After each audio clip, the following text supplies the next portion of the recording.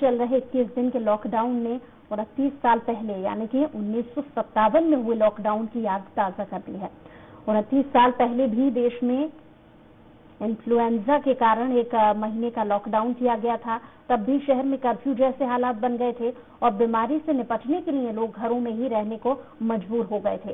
तब इन्फ्लुएंजा से 23,634 लोग बीमार हो गए थे, लेकिन किसी की भी मौत नहीं हुई थी। और इतिहास की बात कर ली जाए तो ग्वालियर में 124 साल पहले एंटी लॉकडाउन भी हो चुका है। तब गिल्टीदार प्लान के चलते लोगों को घर के बाहर रहने की सलाह दी गई थी। मौजूदा दौर ने एक बार फिर से उस वक्त की याद को ताजा किया है। ऐसा नहीं है कि ये लॉकडाउन जो ग्वालियर में हुआ है या देश में हुआ है ये पहली बार हुआ है। इससे पहले भी ग्वालियर के जो रहवासी हैं वो लॉकडाउन के दौर से गुजर चुके हैं, क्योंकि हमारे साथ मौजूद हैं पुरातत्व अधिकारी जो रिटायर्ड हैं, लेकिन उनका कहना है कि इससे पहले भी ग्वालियर में लॉकडाउन हुआ है। लाल बहादुर सिंह जी हैं, और ये कब हुआ था, कैसे हुआ था, कैसे इसका लोगों ने पालन किया था, उस समय क्या स्थिति रही थी? ये लॉकडाउन आज जो हो रहा है ये इसको देख करके हमने प्रयास किया कि क्या इसके पहले भी इस तरीके के हुआ है क्या। तो हमने उसका कुछ रेफरेंस ग्रंथ वगैरह पढ़ा तो गजेटियर वगैरह में मिला है कि 1918 के आसपास जो है ग्वालियर में इस तरीके के लॉकडाउन हुए थे। और उस समय इन्फ्लुएंजा जो है, उस समय इन्फ्लुएंजा की बीमारी ज्यादा फैली हुई थी। पहले इन्फ्लुएंजा था, अब जो है इसका दूसरा स्वरूप कोरोना हो गया। तो उस समय ये बीमारी ग्वालियर में थी, यहाँ तक कि शिक्षण संस्थाएं और आपके सिनेमा घर ये दोनों जो है बंद कर दिए गए थे। टोटली कब की बात रहेगी, कितना समय की बात रही होगी? 1918 के आसपास। और फिर उसके बाद ठीक हो गया। दोबारा जो 1957 में जो है फिर ये इस तरीके की बीमारी आई। ऐसा नहीं है कि बीमारी एक बार ठीक हो जाए तो दोबारा नहीं होगी। फिर सावधानी बरती गई और उस समय जो है ये इसके गोलियां और जो दवाइयां तो अपने हिसाब किताब से बनाए, जैसे आपके पुरेन वगैरह हो गई। और ये गोलियां जो पटवारी की सहायता लेते थे, पटवारियों के माध्यम से वितरण किया गया। फिर हमारे मध्य भारत में फिर स्वास्थ्य विभाग काफी सक्रिय था और फिर स्थापना की गई, उसमें नए नए पोस्टिंग की गई। और इस तरीके से हम कह सकते हैं कि ये लॉकडाउन ग्वालियर इसको झेल चुका है। उस समय मतलब एक तो आबादी कम रही होगी और दूसरा उस समय कितने दिन का लॉकडाउन रहा होगा, क्या स्थिति रही थी, और उस समय स्वास्थ्य विभाग का क्या रहा था रवैया? आबादी तो उस समय जो है आज तो 20-25 लाख की आबादी है, उस समय तो बहुत कम थी। और इसके कारण जो है इतने आबादी जनसंख्या इतनी नहीं थी, इस कारण उनको सहूलियत हुई उसको रोकने में। करीब 400 के आसपास लोग खत्म भी हो गए थे।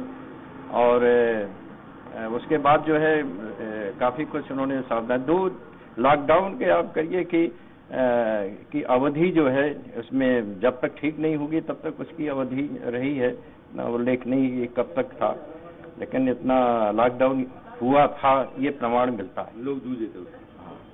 बिल्कुल ऐसा नहीं है कि ग्वालियर में पहली बार लॉकडाउन का लोग सामना कर रहे हों। इससे पहले भी लॉकडाउन हुआ है, जैसा कि पुरातत्व जो विद हैं और जो पूर्व रिटायर्ड हैं उनका कहना है कि ग्वालियर लॉकडाउन को देख चुका है। उस समय चूंकि आबादी कम थी लिहाजा इस पर जल्दी काबू पा लिया गया, लेकिन अब लोगों में अवेयरनेस की आवश्यकता है। घरों में रहें ताकि इस लॉकडाउन का पूरी तरह से पालन हो पाए और जो महामारी है उससे बचा जा सके। कैमरामैन विजय के साथ ग्वालियर से स्वराज के लिए विनोद शर्मा। और इसी पर ज्यादा जानकारी के साथ स्वराज से था विनोद शर्मा हमारे साथ फोन लाइन पर जुड़ गए। विनोद, इन्फ्लुएंजा बीमारी जो आपने अभी तक विश्लेषण किया है उसके अनुसार इन्फ्लुएंजा जैसी बीमारी के चलते ग्वालियर पहले भी लॉकडाउन झेल चुका है, लेकिन तब के लॉकडाउन में अब के लॉकडाउन में बहुत फर्क है। किन चीजों का अंतर आप देखते हैं? पूरा विश्लेषण क्योंकि आपने किया है।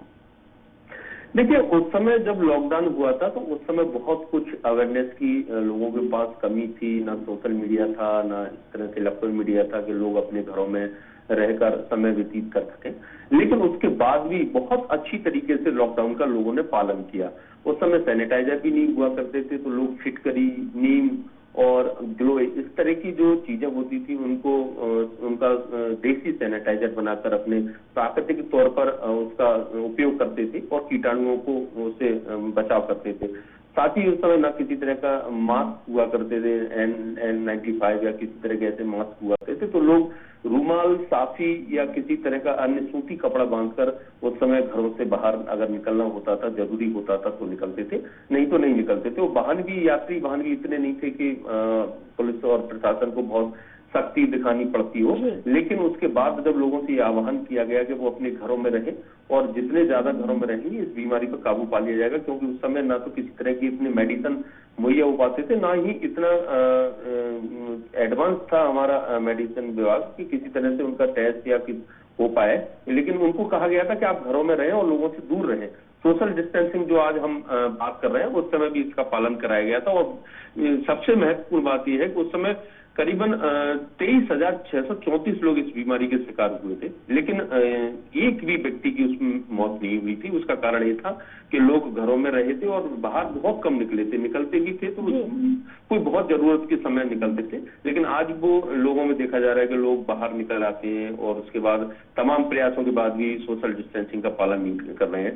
इसके साथ एंटी लॉकडाउन भी ग्वालियर देख चुका है। 124 साल पहले जब गिल्टीदार प्लेग रोग जो फैला था उस समय 1896 और 97 के बीच की ये बात है। उस समय एंटी लॉकडाउन था जब लोगों से ये कहा गया था कि आप अपने घरों में ना रहें, क्योंकि ये घर में रहने से फैलता है। उस समय जो चूहा से ये रोग फैलता था, घरों में चूहे मर जाते थे। जो एक समानता है अब के लॉकडाउन और अब के लॉकडाउन में जो है वो है सावधानी बरतना।